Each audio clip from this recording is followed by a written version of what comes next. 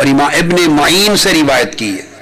اور انہوں نے بھی کہا وَجَعَلَهَا كَلِمَةً بَاقِيَةً فِي عَقِبَيْهِ کا معنی ہے الْإِخْلَاصُ وَالتَّوْحِيد لَا يَزَالُ فِي ذُرِّيَّتِهِ مَن يُوَحِّدُ اللَّهَ وَيَعْبُدُهُ۔ ابراہیم علیہ السلام کی نسل میں اللہ کی توحید پر، اللہ کی عبادت پر قائم رہنے والا طبقہ اور نسل اور ایک ذریت اور خانوادہ اور ایک شجرہ، ایک بیت، ایک گھرانہ حضور علیہ السلام کی ولادت تک، آپ کے والدین تک برقرار رہا۔ اب حضور علیہ الصلوۃ والسلام کے نسب کی طہارت کے باب میں اللہ تبارک و تعالیٰ نے پہلے قرآن مجید میں دعائے ابراہیم کا ذکر کیا، اب خود اللہ رب العزت نے خبر دے دی کہ جو انہوں نے مانگا تھا میں نے ان کو دیا، اور میرے محبوب کی ولادت تک ان کا پورا نسب کلمہ توحید اور ایمان پر رہا، تو آپ کے تمام آباء و اجداد اس پر قائم رہے۔ یہ جو ایک نقطہ میں نے بیان کیا، اس پر قرآن مجید کی میں نے جمع کی 14 آیات اس نقطے کی تصریح کرتی ہیں، 14 آیات قرآن مجید کی اس بات کو ثابت کرتی ہیں، مگر میں اکتفا صرف انہی 2 مقامات پہ کرتا ہوں کیونکہ آگے پھر حدیث نبوی کا موضوع لے رہا ہوں۔ صرف ایک چیز اس کی تائید میں تاکہ آپ کی ایک استدلال، ایک ریشنل ویو پوائنٹ بھی سامنے آ جائے کہ عقل کے اور فہم کی اور استدلال اور منطق کے حوالے سے بھی بات سمجھ میں آتی ہے یا نہیں، وہ بھی قرآنی استدلال دے دوں، ہے قرآنی استدلال مگر منطقی اور عقلی حوالہ ہے بات کو سمجھنے کے لیے۔ قرآن مجید میں اللہ رب العزت نے فرمایا سورہ التوبہ آیت نمبر 28 میں جب فتح ہو گیا مکہ تو فرمایا انما المشرکون نجس فلا يقربوا المسجد الحرام بعد عامهم هذا، فرمایا کافر مشرک لوگ نجس ہیں، پلید ہیں، آج کے بعد یہ مسجد حرام کے قریب نہ آئیں۔ مشرکین کو مسجد حرام کے قریب آنے سے روک دیا، قرآن مجید کا کیٹیگوریکل کمانڈمنٹ ہے، اور علت کیا ہے؟ انما المشرکون نجس، اس لیے کہ مشرک لوگ نجس ہیں اور شرک ایک نجاست ہے، تو نجاست شرک رکھنے والے مسجد حرام کے قریب نہیں آ سکتے۔ پھر سورہ الحج کی آیت نمبر 30 میں ایک اور مقام پہ ارشاد ہوتا ہے فَاجْتَنِبُوا الرِّجْسَ مِنَ الْأَوْثَانِ، بتوں کی پوجا کرنے کی پلیدی سے بچو۔ بتوں کی پوجا رجس ہے، پلیدی ہے۔ اب قرآن مجید نے بتوں کی پوجا کو اور شرک کو کیٹیگوریکل نجاست کہا، اور کہا اس نجاست کی وجہ سے اہل شرک مسجد حرام کے قریب نہیں آ سکتے۔ اب آپ سوچئے کہ وہ خدا جو شرک کی نجاست رکھنے والوں کو اپنے گھر مسجد حرام کے قریب نہیں آنا دیتا تاکہ مسجد حرام کا تقدس پامال نہ ہو، کہاں مسجد حرام اور کہاں وجود مصطفیٰ؟ مسجد حرام کی قدر و منزلت کا کوئی مقابلہ ہے وجود مصطفیٰ سے؟ مسجد حرام تو درکنار کعبۃ اللہ کے لیے آقا علیہ السلام نے فرمایا اے کعبہ مجھے اس رب کی عزت کی قسم جس کے قبضہ قدرت میں میری جان ہے، میری امت کے مومن کا درجہ ہے کعبہ تجھ سے زیادہ ہے، میری امت کے مومن کی جان و مال کا درجہ تجھ سے زیادہ ہے، تو مرد مومن کا رتبہ کعبہ سے زیادہ ہے۔ اور چہ جائے کہ مسجد حرام اور مسجد حرام کو اللہ نے شرک کی نجاست سے پاک رکھا، قریب نہ آئیں۔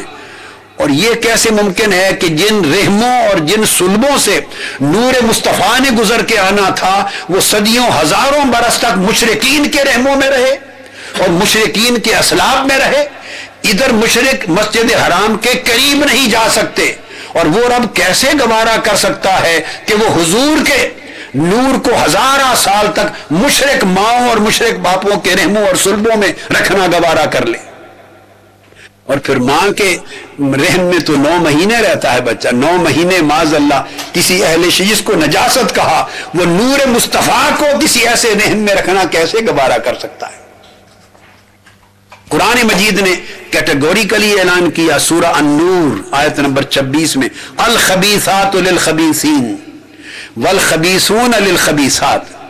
پلید لوگ مرد، یہ پہلے کا حکم تھا، پلید مرد پلید عورتوں کے لیے ہیں، یعنی مشرک مرد مشرک عورتوں کے لیے اور مشرک عورتیں مشرک مردوں کے لیے، یہ قانون الہی تھا۔ وَالطَّيِّبَاتُ لِلطَّيِّبِينَ وَالطَّيِّبُونَ لِلطَّيِّبَاتِ، اور اگر پاک ہوں اور عورتیں تو ان کے لیے مرد بھی پاک، اور پاک مرد ہوں تو ان کے لیے عورتیں بھی پاک۔ تو جس خدا نے یہ قانون بنا رکھا تھا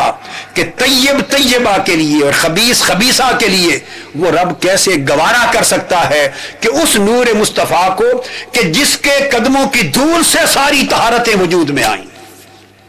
جس کے تصدق سے کائنات کو کل طہارت ملی اور جس کے تصدق سے کل پاکیزگیاں ملی، جس کے تصدق سے کل تقدسات ملے، جس کے تقدس سے کل حرمتیں ملی، کل عزتیں ملی، جو پاک ہوا وہ حضور کے صدقے سے پاک ہوا، اور جو حضور سے پھر گیا وہ پلید ہوا۔ تو جہاں طہارت کا معیار حضور کی ذات اور حضور پر ایمان بنا، اس ذات کو اللہ پاک معاذ اللہ کسی ایسی جگہ اور پناہ گاہ میں رکھے جو پاک نہ ہو، یہ چیز قانون الہی کے خلاف ہے۔ اور آپ کو یہ بھی معلوم ہونا چاہیے کہ جو تشکیل ہوتی ہے جسم کی، نور تو آتا ہے مگر جسمانی تشکیل رحم مادر میں ہوتی ہے، سیل وہیں بنتا ہے، سپرم آتا ہے، زائگوٹ آتا ہے، وہیں ایمبریو بنتا ہے، وہیں اس کی ڈیولپمنٹ ہوتی ہے، وہاں اس کی تشکیل ہوتی ہے۔ تو سیل کی تشکیل اور ایمبریو تو اس مادہ سے ہوتی ہے نا، تو خدا کیسے گوارا کر سکتا ہے کہ کسی مشرک مرد اور مشرک عورت کے مادہ سے مصطفیٰ کے وجود کی تشکیل کر لے؟ آپ اندازہ کر لیں، یہ کہاں تصور میں آنے والی بات ہے کہ ادھر مشرک مرد اور مشرک عورت کے مادہ کو ملا کر اس ایمبریو اور اس سیل کی تشکیل کرے جس نے وجود مصطفیٰ کے بشری پیکر کو بنانا ہے۔ لہذا یعنی وہ رب کیسے گوارا کر سکتا ہے؟ ایک طرف جہاں وہ رب جس مقام پر حضور کا جسد اقدس ہے، اس وقت قبر اطہر ہے، حضور کا روضہ اطہر ہے، گنبد خضرا، اور پھر آقا علیہ السلام جس جگہ آرام فرما ہے ریاض الجنہ تک، جس جگہ جس میں پاک لیٹا ہوا ہے قیامت تک، اس رب نے اس خطہ زمین پر قیامت جائے گی، ساری دنیا فنا کر دی جائے گی مگر وہ خطہ زمین اس پر فنا نہیں آئے گی۔ کیوں؟ اس پر وجود مصطفیٰ آرام فرمائے۔ تو جس خطہ زمین کو حضور کا وجود مس کر جائے اس پر قیامت کی فنا بھی وارد نہیں ہوگی، اور قیامت بپا ہونے سے پہلے اس خطہ زمین کو گنبد خضرا سے حضور علیہ السلام کے منبر مبارک تک پورے ریاض الجنہ کو اوپر اٹھا لیا جائے گا، عرش جنت میں اٹھا لیا جائے گا، اور جب حضور کا وہ خطہ زمین حجرہ مبارک گنبد خضرا سے منبر نبوی تک کا خطہ اوپر اٹھا لیا جائے گا جنت و عرش میں، اس کے بعد زمین پر قیامت بپا ہوگی۔ جس زمین کے خطے پر حضور علیہ السلام کا وجود مس ہو گیا، اور یہ جو حدیث ہے اس کو کیوں اس لیے فرمایا آقا علیہ الصلوۃ والسلام نے، صحیح بخاری اور مسلم میں متفق علیہ، ما بین بیتی و منبری روضۃ من ریاض الجنہ، میرے گھر کی آخری دیوار سے لے کر میرے منبر تک یہ سارا ٹکڑا جنت کا باغ ہے، اور جنت زمین میں سے نہیں ہے، جنت پہ فنا نہیں آئے گی، قیامت زمین پر آئے گی، جنت پہ نہیں آئے گی۔ اور حدیثوں میں آتا ہے کہ بھئی یہ ٹکڑا پھر جنت کا ٹکڑا واپس اٹھا لیا جائے گا جنت میں، تب زمین پر قیامت بپا ہوگی۔ تو وہ رب جو زمین کے اس ٹکڑے کو قیامت کی فنا اس پر وارد کرنا گوارا نہیں کرتا، جس ٹکڑے سے وجود مصطفیٰ مس ہو گیا ہے، وہ ذات اس وجود کو کسی ایسے رحم اور کسی ایسی پناہ گاہ میں رکھنا کیسے گوارا کر سکتا ہے کہ جو طہارت کے اس مقام پر نہ ہو۔ یہ تو میں نے آپ کو جو آیات سنائی تھی قرآن مجید کی، ان کا ریشنیل بھی بتا دیا کہ کس طرح اس کو لاجیکلی، کس طرح اس کو فلسافیکلی، کس طرح سائنٹیفکلی قرآن کے حکام کی بات کس طرح سمجھ میں آنی چاہیے۔ یہ آقا علیہ السلام کی خصوصیات میں سے ہے کہ آپ کی ولادت کے باعث آپ کے پورے نسب کو طہارت عطا کر دی۔ یہ حضور کے میلاد کی برکت ہے، آقا علیہ السلام کے میلاد کی برکت ہے کہ پورا 1000 سال ایک تن کی خاطر 1000 تن پاک رکھے، جن جن تنوں سے اس نور مصطفیٰ محبوب کے نور نے گزرنا تھا وہ سب پشتیں پاک کر دی، سب رحم پاک کر دیے، ساری گزرگاہیں، جس طرح کسی بادشاہ نے آنا ہو تو آپ ساری سٹریٹس اور سڑکیں اور گزرگاہوں کو صاف کر دیتے ہیں نا، اس وقت کوئی غلاظت نہیں رکھتے،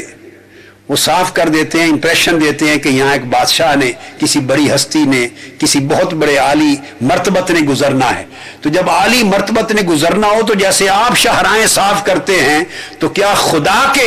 وہ تصور نظافت اور تصور نفاست کو اپنے نفاست کے تصور سے بھی معاذ اللہ ادنا جانا ہے، جہاں ساری کائنات کے شہنشاہ کے نور نے گزرنا تھا، جن رحموں پشتوں اور رحموں کی گزرگاہ سے اس کو اس نے صاف نہیں رکھا ہوگا شرک کی آلودگیوں سے۔ تو آقا علیہ السلام کے میلاد کے صدقے اللہ رب العزت نے کتنوں کے میلاد پاک کر دیے،